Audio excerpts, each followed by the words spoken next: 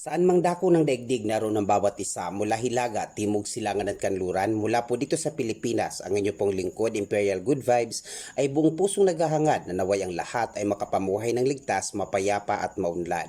Ngayon naman po ay aking ibabahagi sa inyo ang ilang mahalagang gabay pamahiin habang ating itinatawid ang kapanahunan ng mga kaluluwa o mas pamosong tawaging Ghost Month. Batid naman po ng karamihan sa atin na ang Ghost Month ay pinaniniwala ang ligaw at gutom ang mga kaluluwa, lalong-lalo na ang mga kaluluwang hindi pa nakamtan ng hustisya at katahimikan o kapayapaan. Disclaimer, ang aking ibabahagi ay mga gabay po lamang alinsunod sa inilathala ng sinaunang lihim na karunungan at kaalaman ng mga sinaunang Asyano.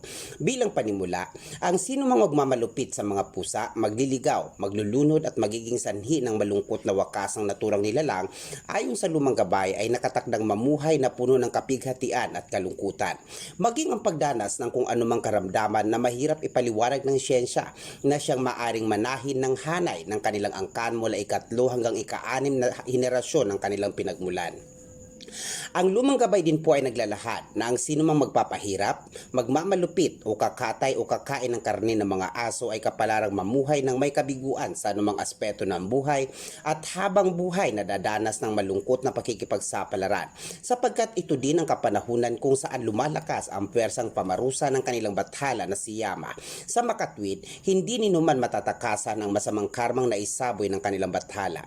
Ang lumang gabay din po ay naglalahad sa kapanahunan ng mga ligaw na kaluluwa ay hindi kaaya-aya magtanim ng puno ng mga saging, sapagkat ang puno ng saging ay pinaniniwala ang tahanan o kublihan ng mga kaluluwang patuloy na naghahangad ng kapayapaan, katahimikan o hustisya, na sino mang gagawa nito ay dadanas ng malakadenang karamdaman ng buong angkan. Mahalagang ipinagbibilin din po ng lumang gabay na iwasang matulog ng gutom at magbiro sa mga kaluluwa, sapagkat ang sino mang gagawa nito ay nakatakdang dapuan ng kakaibang karamdaman at saniban ng di kaaya-ayang enerhiya. Karagdagang kaalaman, hindi din mainam ang pagsusuot ng mga damit na kulay pula at itim habang itinatawid natin ang Ghost Month. Bilang panghuli, nais ko pong ibahagi sa inyong muli na ang sinusundan namin ay ang lumang gabay, na ang ibig pong sabihin, nakapermi po kami batay sa galaw ng bawat bituin na sinususugan ng ikot ng araw.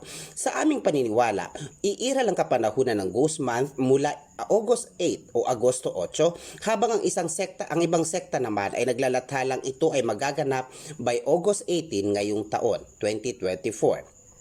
Gayunpaman, halos wala namang pinagkaiba pagdating sa mga alintuntunin, maliban na lamang sa ilang mahalagang bilin na mahigpit naming sinusundan, gaya ng mga nabanggit na gabay pamahiin sa itaas. Kung ipag-aadya ng langit, sa mga susunod na mga araw ay maaari kong ibahagi sa inyo kung paano mag-alay para sa mga kaluluwang nais makihalubilo sa ating mga buhay upang hindi sila makapaminsala at kanilang maibigan ang ating mga naipamalas sa kanila. Ito po ang inyong lingkod, Imperial Good Vibes, na lagi nagpapaalalang anuman ang ating paniniwala, anuman ang kulturang ating kinamulatan, ugaliin po nating matutong gumalang at rumispeto sa paniniwala ng iba. Magkagayon man, ang ibinabahagi po ng inyong lingkod ay mga gabay po lamang. Nasa atin kung ito'y babaliwalain o susundin. Sapagkat batid naman po nating lahat ng tayong Diyos po lamang ang siya makatwirang hahatol o huhukom sa mga landasin ng buhay na ating tinahak alinsunod sa inulma nating kapalaran. Mga ka-IGV, patuloy po nating pangalagaan ang kalikasan, maging mga aso at pusa, upang araw-araw nating mabatid ang balansing enerhiya ng ating kapaligiran. Ito pong muli ang inyong lingkod, Imperial Good Vibes, na lagi nagsasabing, asamin nating makapamuhay ng may respeto sa pribadong buhay ng iba upang patuloy tayo makapanahak sa buhay ng may kapanatagan at kapayapaan. Mga ka-IGV, lagi po tayo mag-iingat. Mahal ko po kayo. Maraming salamat po.